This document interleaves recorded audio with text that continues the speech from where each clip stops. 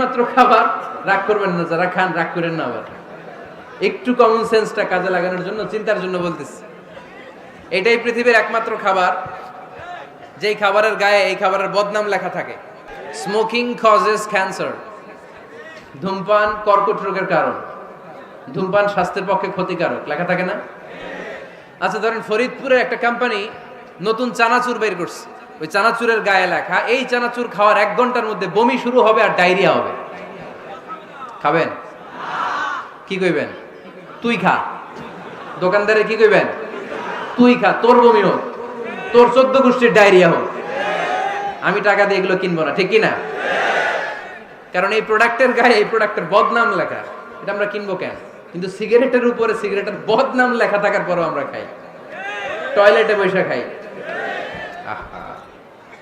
এটার মধ্যে একটা পয়জন আছে, এটাকে বলে স্লো পয়জন, নিকোটিন। এটা আপনার লাং, ফুসফুসকে শেষ করে দিবে, স্লো পয়জন। সিগারেট খাওয়া অনেকটা আত্মহত্যার শামিল। বিষ খেলে সাথে সাথে মরে, সিগারেট খেলে ধুকে ধুকে মরে।